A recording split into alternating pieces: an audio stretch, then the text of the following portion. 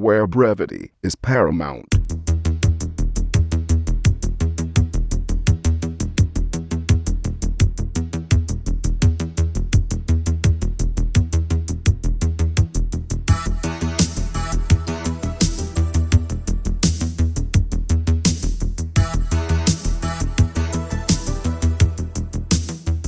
Hello and welcome to episode 37 of Chet and John's Reassuring You Finite Gaming Playlist. My name is Chet Rovers. With me as usual is John Denton. Wood.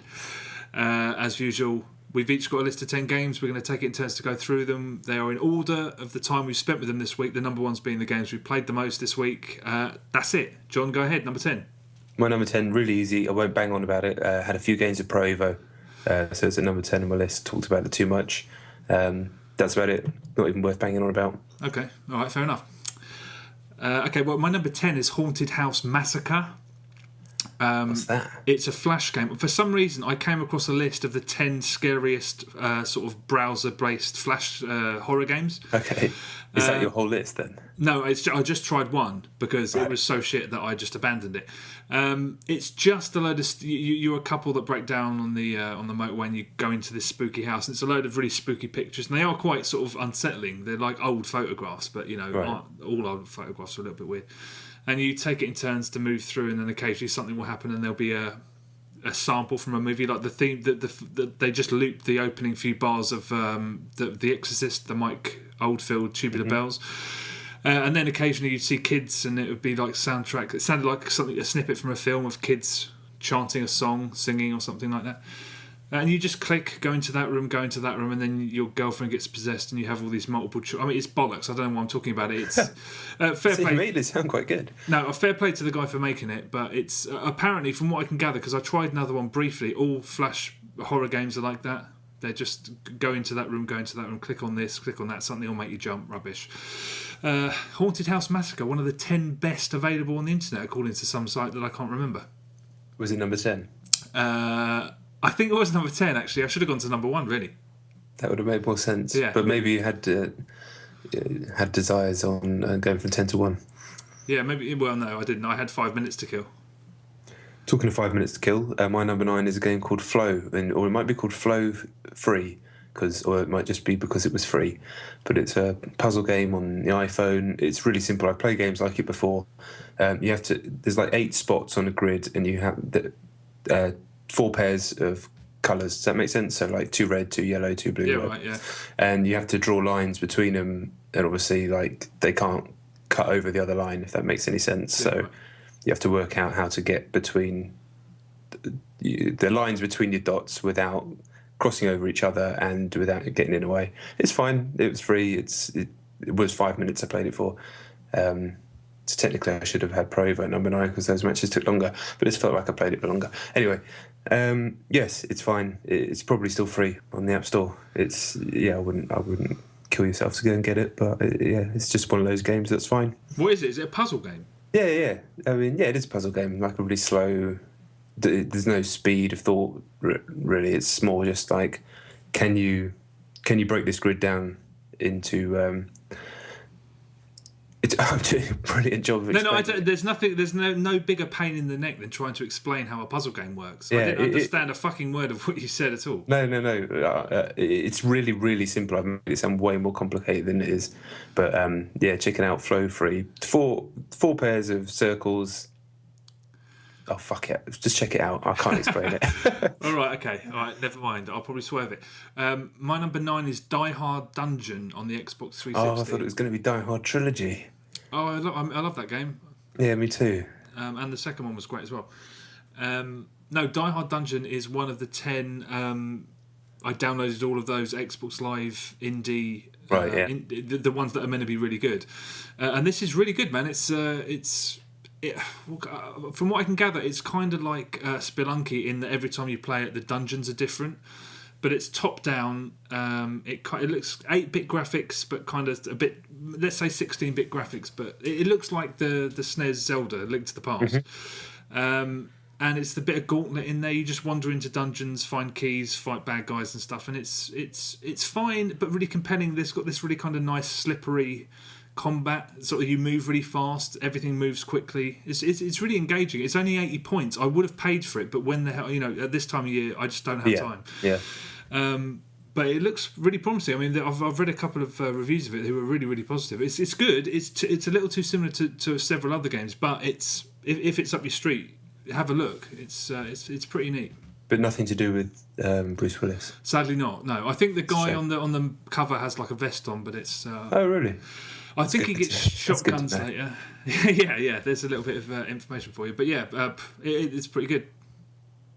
Man, I want to play. I never played that Apocalypse game that you loved, the Bruce Willis game. No one else loved it, and I have a feeling if I played it now, I'd be ashamed of myself. I'm sure I've heard someone else bang on about it as well, so it was good on something. But yeah, it would look so bad now to try and play that game. My number 8 is Thomas Was Alone, which has just come out on Steam. So I downloaded it on Steam and tried it out on my new computer, which is hopefully why this podcast probably sounds a bit better than it normally does.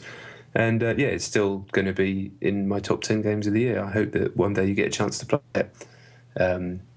It's difficult to justify a game like that at this time of year, but just a wonderful, charming, uplifting, clever, very English game. And the guy who makes it, Mike Bithell, seems like a real friendly dude on Twitter. He has a full-time job at I forget what they're called, some studio that makes a Merlin free-to-play game, the Merlin BBC show. Oh, right. But just a smart, friendly chap who's hopefully got a big break with his game appearing on Steam now, and hopefully more people will pick it up. I think it's 10% off at the moment. It's just great. Such a good game. I haven't played it yet, but it's just sitting on my desktop. If I find the time, which I almost certainly won't, I'll get stuck into it. As I said before, it's completely timeless. So hopefully there'll be a little dry spot next year when there's not so much out, and you can play it then. Everyone should play it. Genuine. Incidentally, don't give away any more of what your top 10 games of the year are, because it'll ruin that podcast, won't it? Yeah, but I've said that about 48 games, so I've still got to break it down. So have I, but it's too close to whenever we're going to... That's true. It's true. I won't. Yeah, shame on you. Okay, my number 8 is Entropy on the Xbox 360. It is another from the Indie Games Uprising where Die Hard Dungeon was from. Really interesting. Again, I only did the trial because as much as I like the look of it, I don't have time to play it. And again, it was only 80 points. This is a bit more elaborate than most of the indie games I've played. It's set in a 3D space. If I had to compare it to something, it would be Portal. Okay. It's really weird. I don't know what character I was. I kept looking at my feet to see who I was controlling, and I saw 4 sets of sort of blocks floating in midair. It's really weird. You're walking around this very, very basic... I mean, the graphics are very, very basic, needless to say, and it's got a terrible frame rate, but you're chasing these spheres around, and you see these puzzles written on the wall, like pick up this boulder and smash some blocks with it and stuff. And I was still figuring out what it was doing. I found some water boulders and threw them at some fire. You can see the mechanics. It's not supposed to... It takes a while to tell you what you're supposed to be doing, what's going on, essentially. But it looked really ambitious. It looked reasonably well designed, albeit quite simple. But again, it's another one of the indie games that's definitely worth looking at. Yeah, I mean... It's kind of cool that there are some out there on that service that are actually decent, because I will always associate it with paintball and other games that are almost unplayably shit. Yeah, but this one is, if you're a fan of like Quantum Conundrum and Portal, obviously it's clearly modelled itself. There's no portal gun as such, but just the way it feels, the way it looks, and the way you move around the space. It could be absolutely superb. Maybe one day I'll get the chance to have a look, because it was a very abrupt finish to the trial. Another 80 points, you say? Yeah, when it came up, I checked because I thought this has got to cost more than 80 points, but no, it's 80. Yeah, pretty impressive. Cool. Maybe I'm going to try and set aside time, probably next year. Like Don't one bother day, even saying this. How many times have you said that? I mean, I've got a shopping list of stuff that you've said. Oh, I'm definitely going to try that. Yeah, I just trying to be a good person. All right. That's what I'm doing. My number 7 is a game called Amnesia: Dark Descent. Have you heard of Amnesia? Very much, yeah, loads. Yeah. So as I said, I got a new computer, and I bought this in the Steam sale for my old computer, and it didn't work. But I tested it out, and it does work on the new PC, new Mac, I should say. And it seems very good. I haven't had a chance to play that much of it, but I already knew what it was: first-person kind of survival, very scary game, and the atmosphere is bang on straight away. Just moving through this old English like house/castle type environment, and weird shit starts happening, and your stress level goes up, and you start seeing things, and just like already you can tell how skillfully it's been put together in terms of knowing exactly how to deliver that really unsettling feeling without resorting to, like creeping tension and something jumping out at you, which I don't think is worth shit, to be honest. I know a lot of people are going mad about a few games like that, like Slender Man and stuff, but I think that's kind of really basic horror. But this is much more skillfully done already, and the second one's coming out soon, isn't it? It's called like Machine of Pigs or something, some fucking nasty name like that. That's such a good name. But when I get a chance, which will probably be beginning of next year, I would have thought I'm definitely going to play through it. So I've been wanting to play it for a long time. Was it an indie game, or is it like a full price sort of 10-hour experience? I never really got that. I don't know how long it is. It has the production values of not an indie game, but not a AAA either. Like when games used to be that kind of mid-range, when that middle-class game used to exist a bit more. So, it's a full, nice-looking first-person game, but it doesn't have the sheen of a proper multi-million-dollar budget game or anything like that. But, it's definitely had some money put into it. Yeah. Okay, it's one of those games that I feel like I know so much about because I've heard so many people talk about how great it is and what it's about and what it does and stuff that I never put those pieces together. I never knew whether it was like a game that people bought or whether it was like something they downloaded. It looks like a sort of 2008, 2009 level FPS graphically. Okay, well, that's fine. I think that's around when it came out anyway. All right. I'll try, one day I'll try it for definitely. Yeah, exactly. It's so tough with everything that comes out, but that is one I earmarked it a long time ago. I definitely wanted to try it because I've kind of missed horror gaming this generation. It's not really happened for me. I like Dead Space, but it didn't do for me what Silent Hill did and other games that Project Zero in the last generation. Oh, yeah. So I wanted something that did this to me, and this feels like a much more Western version of that. Okay, yeah, one day. Yeah, one day. Okay, my number 7 is Anima, Arc of Sinners. Heard of it? No, I'm not surprised. I was on the Wii for reasons which I'll explain in a bit. Okay. Mad Dog McCree. Maybe. Okay. And I went into the store just to see what had been updated. And since when do they do demos on the Wii? Do you know? I can't remember the last time I switched my Wii on. No, in No More Heroes ages ago. Yeah, I don't know. No. Okay, no, they do. There's demos, and there was a demo for this WiiWare game called Anima, Arc of Sinners. I was like, okay, I downloaded it. I felt immediately sorry for it because how many people have... I've heard stories about how if you don't make enough money on WiiWare, it doesn't pay for the costs of stuff. It's very, very hard to make your money back, basically. And because they called their game Anima, which is never a good start. Anima, sorry, Anima. Yeah, I know, but still. Okay, right. It's related to some comic book series or something, just like everything else in the known world these days. But yeah, it's a side-scrolling action game. It's very, very straightforward. Just literally 2D side-scrolling, platforming, action. Very, very simplistic. It's got the most oppressive atmosphere of any game I think I can remember in recent memory. It's got like funeral. It's got like a one strum guitar and monks chanting. It's like funeral music but ramped up to 11. And after a while, I was just like, all right, Jesus, this is really. I mean, for an action game, you just lay off a little bit. He plays a half-naked woman. She's got a sword. There's loads of gothic architecture everywhere. In order to progress, you have to beat all the bad guys, and there's these rotating sort of multicoloured runes. It's basically Bayonetta light, right? And not 3D. The combat's kind of clunky and simplistic, and the platforming's just really, really unsatisfactory. Just you can't really feel. You don't feel like you've got control over that character. Loads of references to Bayonetta. There's this bit where you're on flying clocks. It's basically a love letter to Bayonetta, and there's a weird story about a girl who's trying to find someone or something. The usual shit, I felt really sorry for it because I bet 99% of everyone who's ever played a game doesn't even know it exists, or even more than that. It's permanently lost in time, and I briefly flirted with the idea of getting it to see if it was got any better than that. But I read some reviews, and apparently it just stays terrible the whole way through. It sounds fucking awful. It's worth experiencing just to see how full on the atmosphere is, because it is overpowering. There's a little bit of El Shaddai about it. It's kind of in this brief. There are spells El of it. Shad. Did you play that? Yeah, I did play El Shaddai. Bloody weird. Yeah, good weird though. Do you not think? Yeah, kind of good weird. It was alright. I had problems with it. Yeah. But yeah, it felt so weird to me. It was like playing a game that had been developed for a dead system, which is essentially what it is. I mean, I don't know I don't know when it came out exactly, but yeah, kind of weirdly tantalising but terrible. Yeah, at the same time. What was it called again? Oh yeah, Anima. Anima Arc of Sinners. Yeah. All right. Talking of enemas, Curiosity is my number 6. The fuck show that is Curiosity. You've heard all the problems it's been having, right? Yeah. This fucking stupid game about tapping blocks doesn't even work. And Pete Molyneux, I like Pete Molyneux a lot. He's incredibly engaging and definitely has his heart in the right place. But almost every single game that he puts out doesn't work. And then he comes out and then goes, "Oh, remember that game that I put out? It didn't work. Sorry about that. The next one will work." And that's what's happening with this now. When I play it, when you tap the blocks, they just disappear because someone else has already tapped them.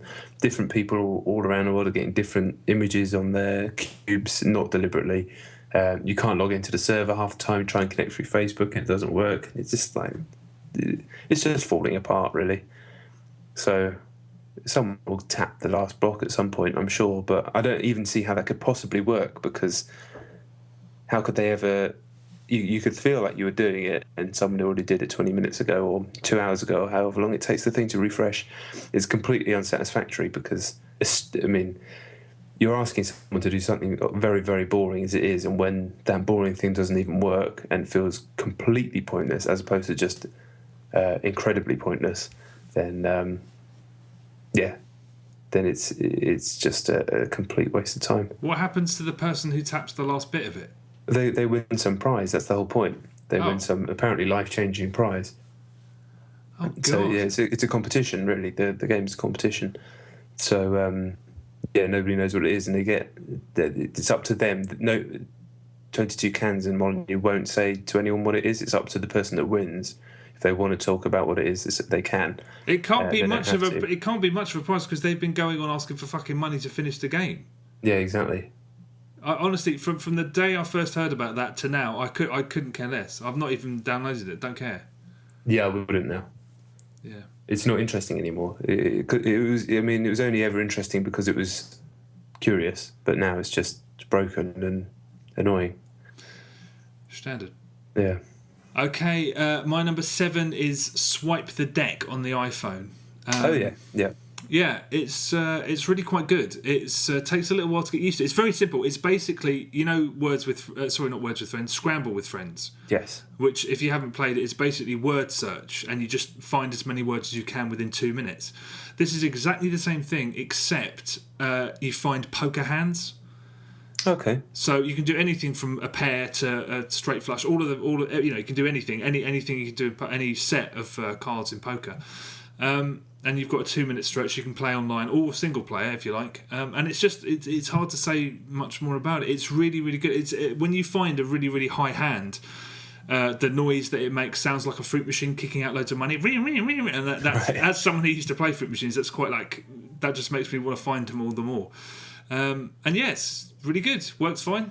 It's hard to know what to say. It's very, very simple. If you like poker and you're very, very quick at sort of games like that, and you'll be able to pick those symbols out of a lineup. It's very good.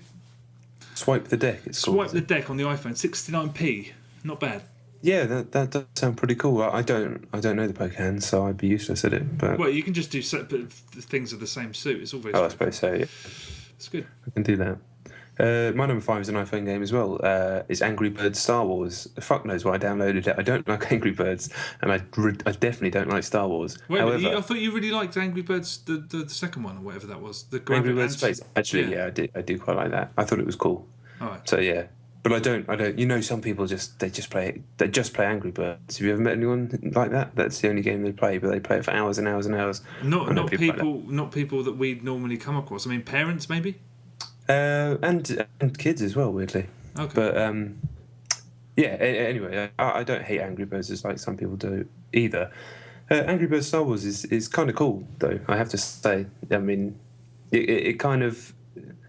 it brings the stuff from Star Wars that I do quite like. And it has a sense of humour about it. So you've got your little Luke Skywalker bird that you press the button and he swings his little lightsaber and smashes things, and little Darth Vader birds that can use the Force, and it's all done. It's a similar style of humour to the Lego games, as opposed to. It doesn't feel too cynical. Still only 69p, and it brings in the space style levels as well as the normal Angry Birds style levels. I've only played it a bit. I haven't played it too much, but yeah, it's going to make them a lot of money, I'm sure. But again, you know, they could have made it a lot shitter than this and still made a hell of a lot of money. But it's very cool, nicely done. It's still the same thing, though, isn't it? Yeah, but the new bird types, whatever they are, like little Star Wars bird types, they offer ways of smashing the levels that haven't been in previous Angry Birds games. So, you know, if there's people out there who've played hours and hours and hours of Angry Birds, and there definitely are that, then they'll appreciate that sort of stuff more, I'm sure. Yeah, cool. And it's fucking 69p. I paid £1 for a chocolate bar today. Where? At a train station? Yeah, Australia. Yeah. Okay, my number 5 is Mad Dog McCree 2. I was hoping it would be. I'm telling you, it's probably about 10 times better than the original. Really? Just because it doesn't do, you know, those ridiculously offensive things that the first one did, where it just would stitch you up to try and get money out of you. This does do that a couple of times, but it's kind of a bit cheeky with it. So there's a bit when you're looking for this padre or a priest or whatever they call him, right. And his outfit is brilliant because they clearly assembled it from shit they found at a thrift store or something like that. And there's a bit where you find him and he rotates in a chair. Either he's got a gun in his hand and it's a bandito pretending to be him, or he's just there innocent. Either way, you're either going to shoot him or not shoot him, and you basically fail either way. That's a little bit cheeky, but just by and large, it's just I'm actually really enjoying this. I'm shooting things, they're going down. It's quite fun. If you liked, as the people who created it did, the slow motion stunt of the guy falling off the balcony in the first game, that happens many times in the second one. Excellent. As soon as you shoot a guy on the balcony, he tumbles off in slow motion. It's like great. It even has a branching storyline. When you get to a certain point, you have to pick a guide, and it's one of these 3 characters who you follow on for the rest of the game, and they're sort of there directing or whatever. The reloading checkpoints is better than before because it would just kick you back to the beginning. Now there are kind of checkpoints, but they're still a little bit brutal. The thing about this game and games like this is that they're either people buying them are either on a nostalgia trip or they're looking at them as museum pieces, which is kind of what I'm doing. I'm looking at it, you know, because I never played them back in the day, or whatever.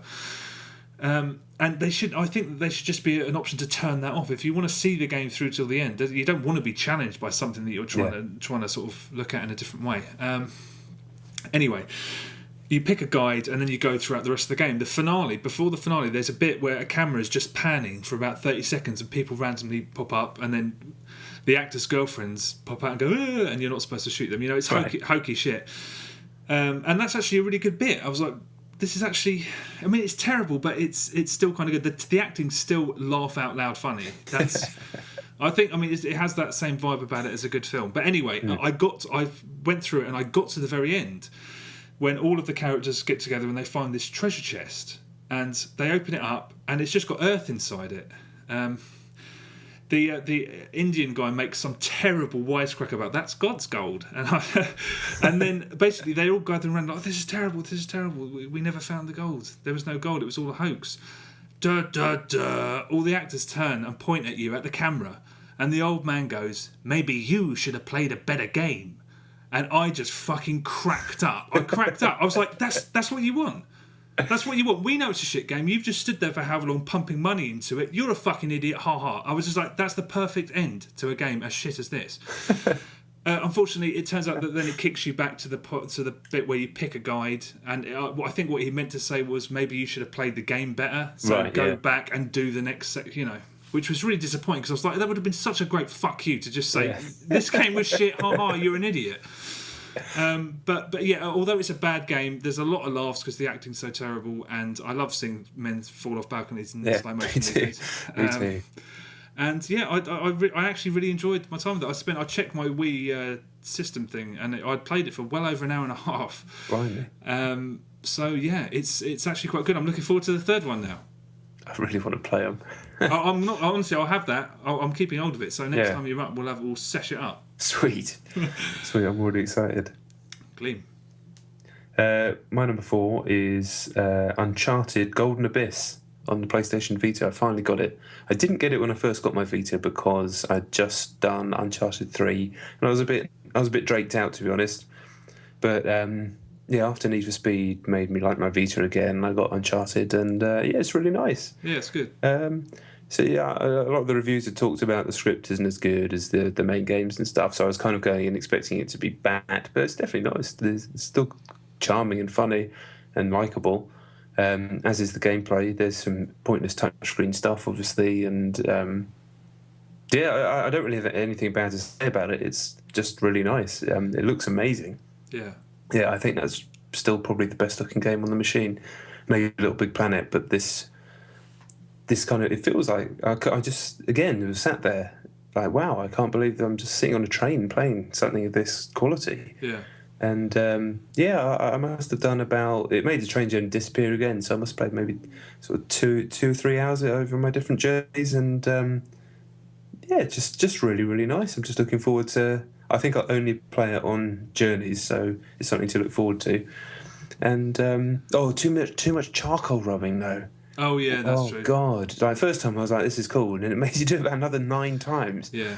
And the stuff where you have to spin the objects around to find clues, and you have to use the rear touchpad. It's like, what? I understand why all that stuff's in there for a launch game, but that stuff is annoying. But like between the cutscenes and the action, great stuff. Yeah, I remember really liking it. I had a couple of issues, but they were minor. But the one thing I remember is that towards the end, there's a load of bits where you're sort of carrying massive machine guns. I'm like, it was like Gears of War. I was like, what the hell's happened to Nathan Drake? He's walking around with a massive drone gun, and I'm just like, this is just all a bit weird. Turkey shoots in an Uncharted game. I mean, I know they happen, but they're a little bit more. That it was like sequences from Gears of War.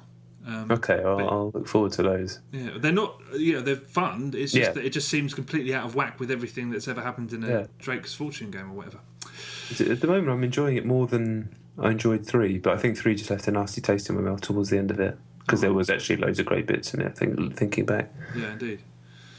My number 4 is Assassin's Creed 3.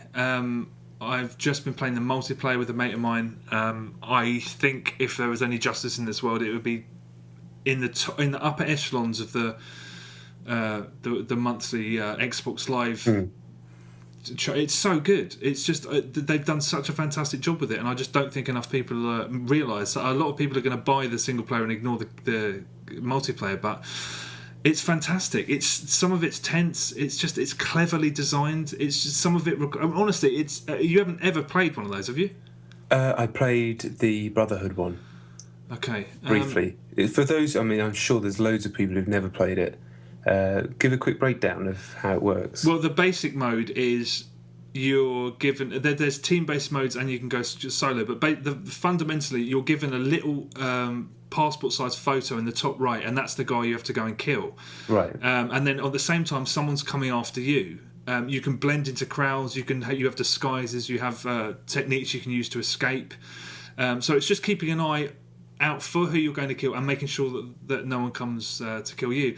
If you have played this, play it with headphones if you've got some, like a headset, because the way that you can tell that someone's on you, you hear these whispers, and you have to be completely aware of what's going on. It's really fun. It's really clever. I really do want to try it. Honestly, I think so highly of it. Me and my mate stuck it on for a couple of games on Saturday morning. We were there until about 1:30 in the afternoon. Because it's so funny. I mean, even when we were doing team-based games, the team-based games are sort of, there's a capture the objective stuff. But once you've got the objective, you can kill and no one else can. So if someone walks in to try and capture it, knife them dead. Which initially is quite annoying until you think, me and my mate were strategizing. It was like, you go in that side, I go in that side. By the time, that's the other thing, regardless of how many other people are in the circle, you still capture it. So he can be looking for you, and the whole time he's losing the objective. And then when he finds you, shank. It's hard, maybe not very well described, but No, I understood what you're saying. Perfectly. there's also Wolfpack co-op, which I didn't really touch before, which is basically a co-op mode where it's exactly the same, except you and your friends each have a different person to kill, and you have to sync them at the same time. So it's like, ready, go, and then you get multi-kill bonuses. And Cool. It's so entertaining. And then when me and my mate did the All Against All, it's so funny when you fucking stitch each other up. Because it's not like, we were playing a shooter and I'm sitting in the corner of the room and I got you. There were a couple of times when we really cleverly fucked each other over. You've got all these decoy mechanics and stuff. It's all very straightforward, but it's just brilliant. I honestly think it's fucking great, the multiplayer. Yeah, I want to try. One of my favourite games when I was really young was Spy vs Spy on the NES. Oh, I remember play that. Yeah, and you had to like set little traps for each other. I know it's not quite the same, but it's a similar sort of vibe. And when I tried the Brotherhood one, I think it was before the game even came out, so there wasn't really anybody on the servers, and I couldn't understand it. There was nobody had explained it. And I was just like, oh, this isn't going to take off, because that's what everybody thought. And it's a bit irresponsible of me to have even thought like that at the time. But they didn't give it the time it deserved. But I heard it got a lot better in Revelations. And now this sounds very cool indeed. It is, it's good. And it's just, they really did need a second disc for it, because it's such a substantial load of stuff. It's so impressive. It really is. Yeah, I want to try it, but I can't be asked to play the rest of it. And I can't be asked to pay for the whole game, just to play the multiplayer. I think you should play the campaign as well, but there you go. But yeah, when am I going to do that? True really? that. True that. You haven't played any more campaign this week? No, but random bits just keep popping into my head, and I'm just like, I didn't even think about that bit, and I'm just like, that was such a good bit of the game. Random bits. I remember the bit. It's only a small mission where this guy goes mental because he thinks he's being robbed, and he goes mental against the British soldier, and he's walking down the road and you've got to try and calm him down and stop him from killing people and kill anyone that tries to kill him. And as he's walking down there, he's screaming all this stuff, and all the people start gathering around him. And before you know it, you're in the front of this mob of rioting people. And it's so subtly done. I'm just like, that really was a fucking good bit of the game. And that was a tiny little morsel. Yeah. It's just, I love it. I'm gonna, yeah.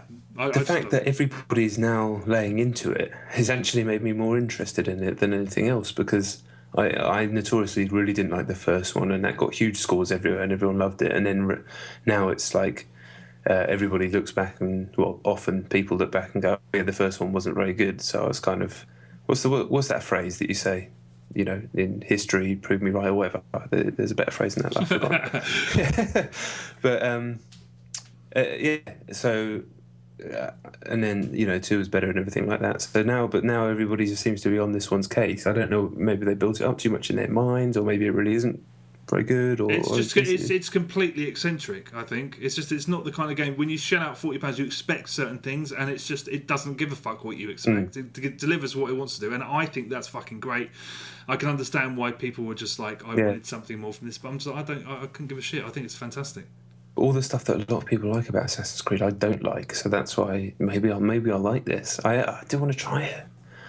I actually picked it up in the shop the other day, and I thought about buying it, and I thought, not this week. It's not going to happen. So maybe at some point. Yeah, I wouldn't rule it out. I think it's... Yeah, and I do want to check that multiplayer out, because it does sound cool. Yeah, it's a shame you can't join us, because we're playing it now. No.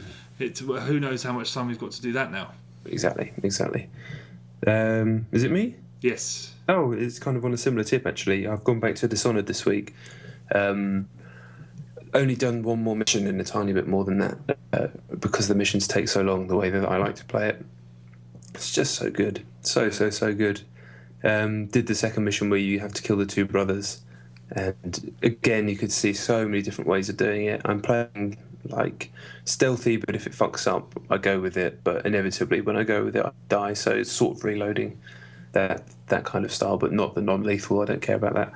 And just getting completely sucked into the mechanics of the game, the possibilities, thinking of things. Can I do this? Can I try this? And it's just a masterful piece of work. And the more that I play it, and the more I see the detail in the world, not just graphical detail, but just like the stories that the world tells without using any words or dialogue, it is really, really top notch.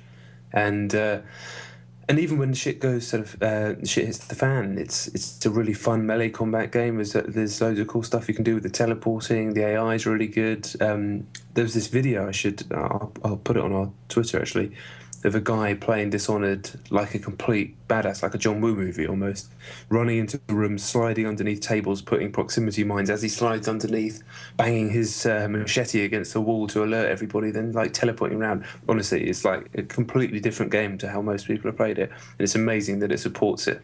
That's a gameplay to that level as well. Almost like this was how the game is actually supposed to be played. Good. Normally, when you play a game like this and you go all action like in a Splinter Cell or Deus Ex, it never really feels like you're supposed to be playing it like that. It's just giving you the option, doesn't it? But this, this has it. Judging by that video, anyway. I'll send you the link. But it's tough with the amount of time that we have at the moment. But I do want to make sure I get through Dishonored at least once. Yeah, I want to do it more than once because that's the beauty of it. Yeah, I keep seeing like next time I'm going to do that, etc. But yeah, phenomenal shizzle. Yeah, and I'll have to remind me if I forget about that video because I really want to put it on the feed because people need to see it. It's only 2 minutes long, but it's fucking wicked. Okay. All right. Okay. My number 3 is Call of Duty Black Ops 2. I have. Basically, I've done, I'd say, between half and 3/4 of the campaign. Okay. I played some zombies, and I've done probably a shitload of multiplayer, probably about 6-7 hours of multiplayer already.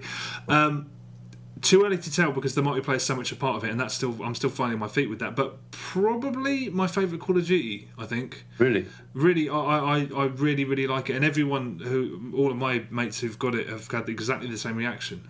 The campaign is probably, I mean, I'm prepared to say, although I haven't done the final quarter or so, it's the best Call of Duty campaign. It's completely different. That's the first time I've heard anyone say that. Everybody's saying that it's not very good. I'm surprised by that. I mean, it's still the same thing, but they've done all this stuff. They've brought in stuff that they should have brought in fucking ages ago. So stuff that they've ignored for God knows how long. So every level you're ranked against your friends, and there's score.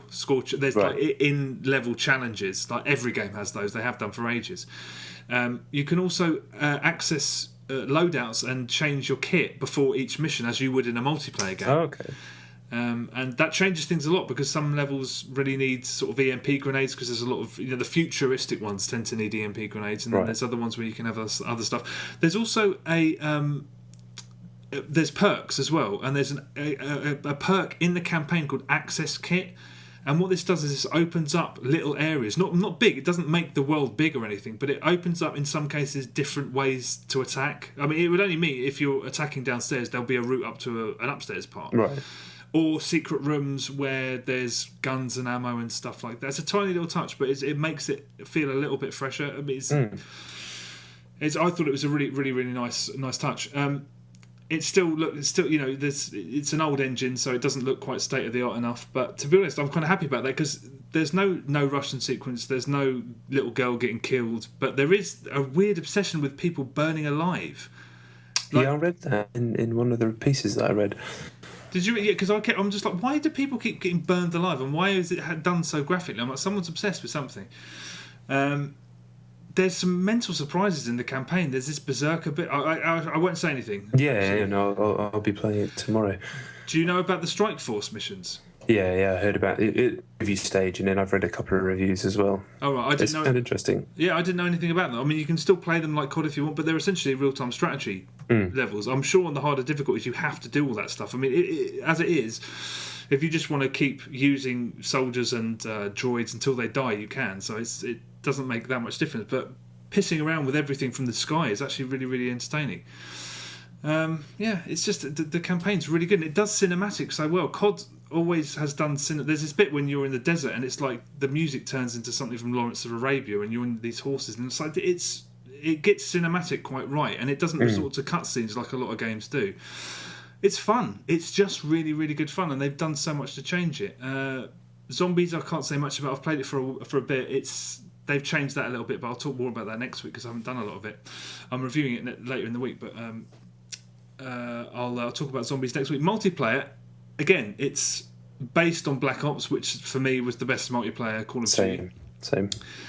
There's one thing that they've changed, which is just like, no, why have you done that? There's no fucking stupidly offensive, like loud guitar noise when you level up. Wow. You don't even notice you're leveling up. Oh no! I was so excited. I was actually thinking about that on the train. It's just like slapping you around the face. Excited, yeah, because Halo doesn't have. Halo doesn't have one, so I was excited for my Call of Duty. Preposterous noise. Yeah, it's just like. Yeah, I'm really disappointed. There's basically no noise at all. It's a sort of very, very inoffensive. It's like leveling up in Battlefield. A little. Man. Yeah, it's disappointing. Yeah. Aside from that, it's we've been playing it the last 2 nights, and it's fantastically good.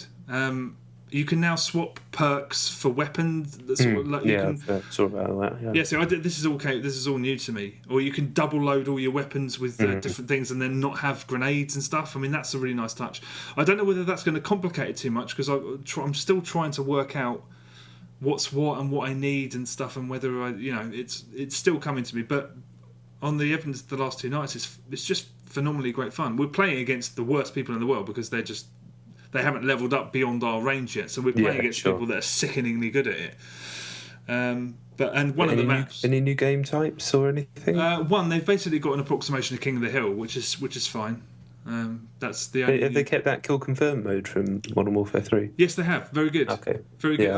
Also something that should have been in every first-person shooter for the last few years, and it was only in Halo 2, possibly in Halo 3 as well.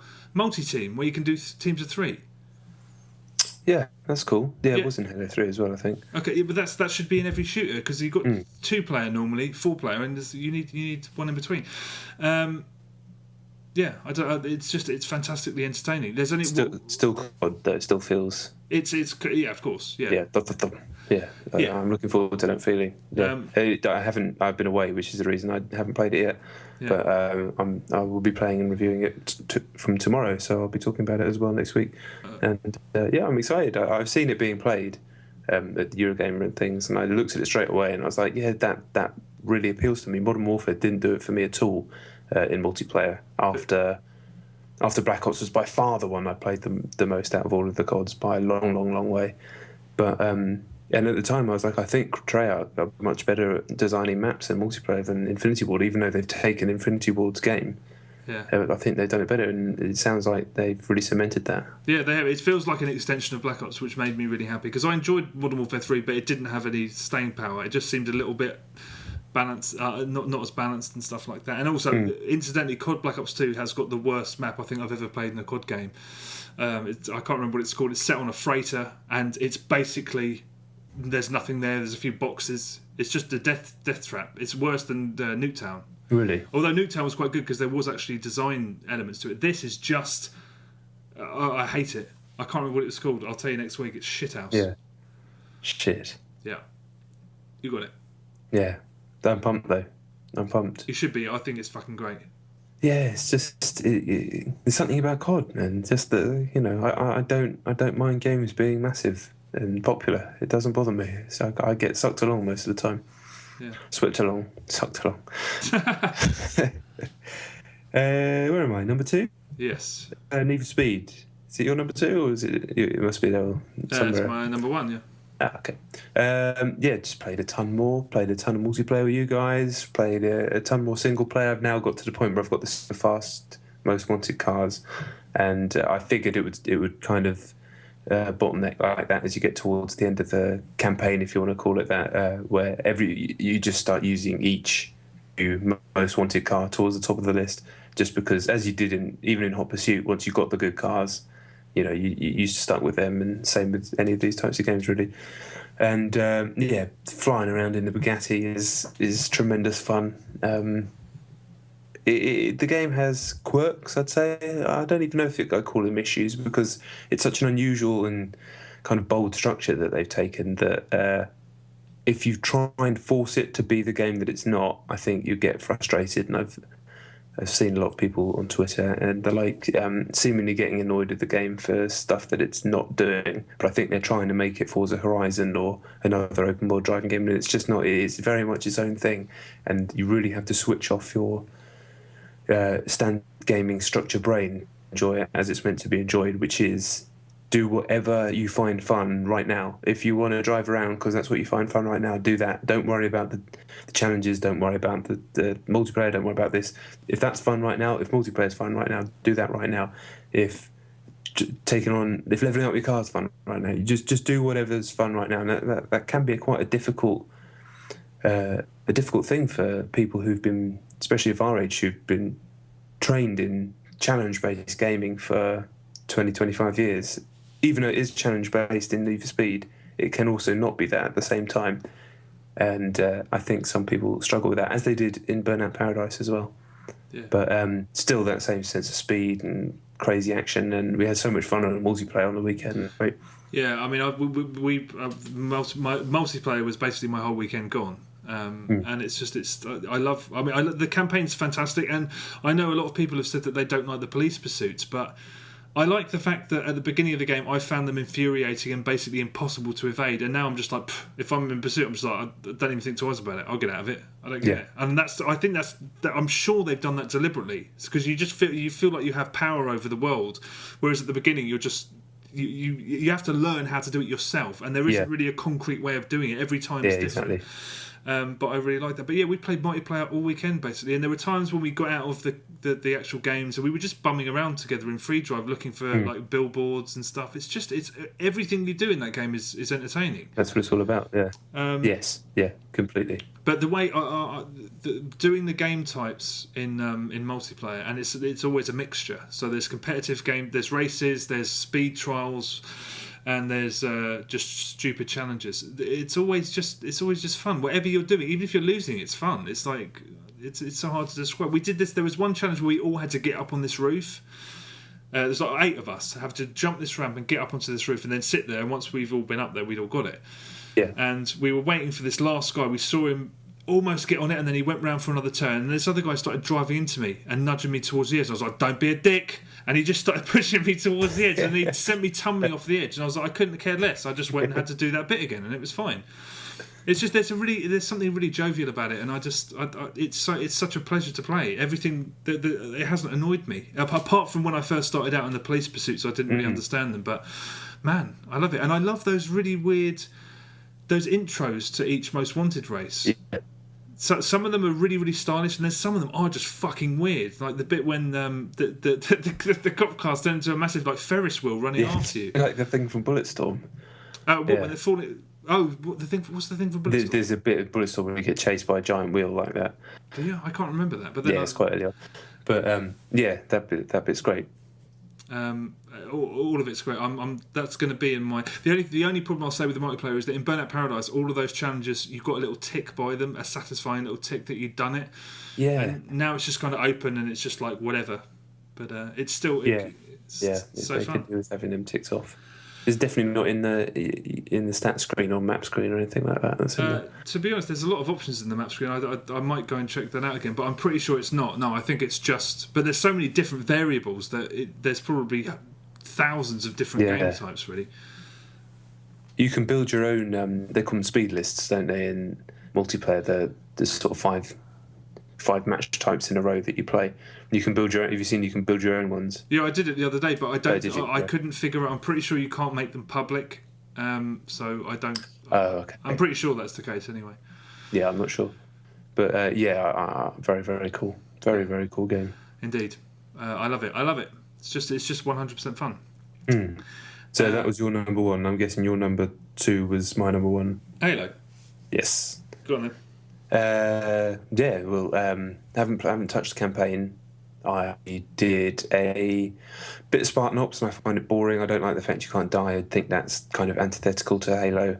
Halo's all about survival and surviving against the odds and doing ridiculous stuff like you're in a movie, and if you just can't die, then it takes all of that away. But it doesn't matter because the multiplayer is so good. And I hope this doesn't do what we did 2 years ago with Reach and enjoy that, and then Black Ops came out and we never played it again, because I do worry about that, because this is a lot better than Reach multiplayer. Is it? Do you not think? I probably think I do. The only problem I have with the multiplayer, and it is fantastic, and all of my mates are skint, and they were like, which is it, Halo or Black Ops? I'm like, I can't, just find a way to have both, and they all have. So I think Halo's not gone. But the only problem I'll say about it is that there's not enough maps for the game types, because there's 10 maps, which is fine. That's plenty, really. But because some of them are big and for different game types and some of them are small, most of the time you're always picking between the same 3 maps if you stick in the same loop of game you are right, actually. You're right there. It's at first I was like, there's plenty, but there's not really. If you just want to play Team Deathmatch or you just want to do Dominion, you're going to keep seeing the same maps over. Yeah, are they going to start throwing Forge maps into the rotation though? Oh, did they say they were going to do that? I think they did that on Reach, and then you started having shitloads. Yeah, I think I did hear that as well. Yeah, hopefully that's correct. Yeah, and then obviously got the map packs coming, which is a bit different. But you are right. The Dominion mode is great, but there are 3 maps, and one of which isn't that good. Which one wasn't that good? There's the snowy one where it's just all a big rock. No. That's a great map. That's good now, is it? Well, it's just once you understand what it is. There's all these little teleporters around everywhere that you don't really see. Okay. Yeah, we had some fantastic games the other night on that mode. It was great. And yeah, it's another fucking great shooter. I just wish there was one sometimes. I mean, I know what you mean. They're completely and utterly different, but it would be nice if there was more than one. If there wasn't more than one. And Call of Duty is just a bit easier if you're a bit fatigued, a bit mentally tired. COD's just, I say it just reminds me of McDonald's chips. You just shove them in your face and they just do the job, and there's some salt, and it's not exactly the most gratifying or enriching experience of your life, but it's just so easy, so fun. Yeah, they're apples and oranges. Incidentally, do you not think Master Chief's head looks like an orange? Does it? Well, if you look into his visor is bright orange. I'm sure it wasn't always that orange before. And if you look in, it's got it looks like there's the pores of an orange. It looks like someone's wedged an orange into his helmet. Cole Pilkington. Yeah, exactly. A head like a fucking orange. I was just through playing the campaign, I just kept wanting to fucking juice his head. I mean, honestly, it honestly looks like an orange has been wedged in there. But yeah, Halo was, what was it? My number 2. Yeah, but I haven't done many Spartan Ops. I'm going to do that. I don't think it's the greatest mode in the world. I think it's overly simplified, and I think that I actually probably would have preferred Firefight. Yeah. I've done plenty of multiplayer. It's just phenomenally good. It's as good as Halo's ever been. And I've done probably 4/5 of the campaign again on Legendary with a mate in online co-op. Have you tried it on Legendary yet? No, actually, I've not. I stand by what I said. I know I'm doing it on co-op, but I was doing it on single player as well. I think it's the easiest Halo ever.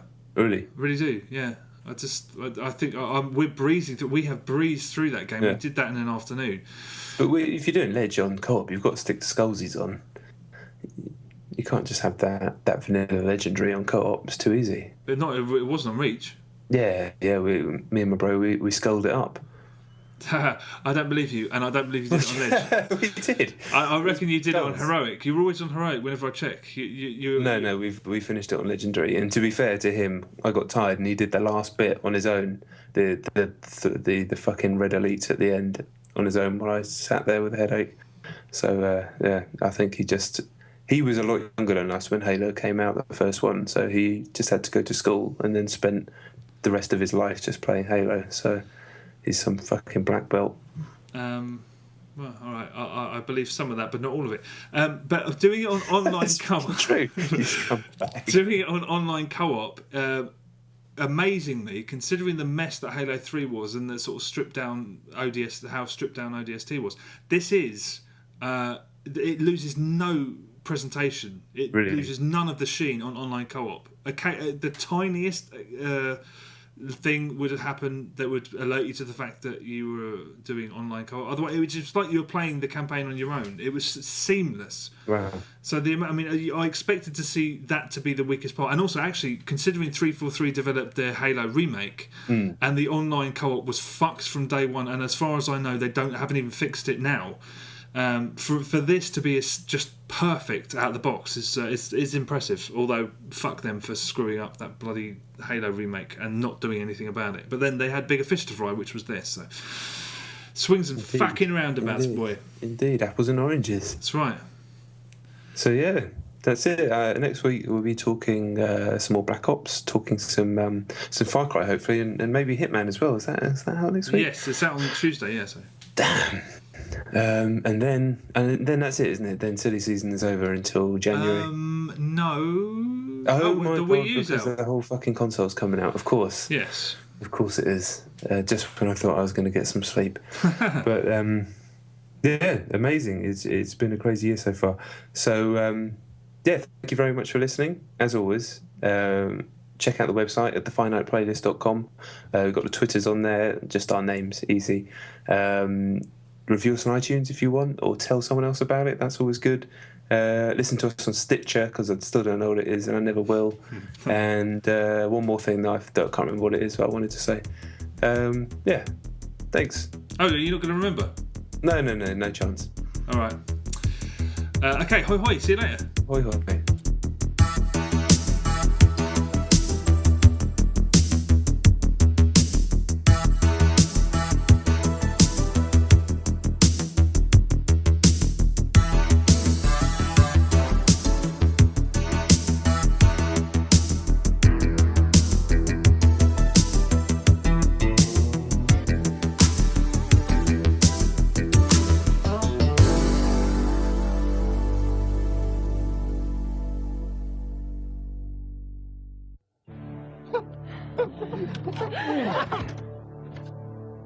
Dad! This is what I risked my bloody life for? Dirt is gold, just part of the earth. I had planned to do so much good with it. I guess I'll never get to see Rome. How about Paris, Padre? Ooh, I say. Who took it? Well, don't look at me. My hands are clean. Mad Dog. Or maybe you should have played a better game.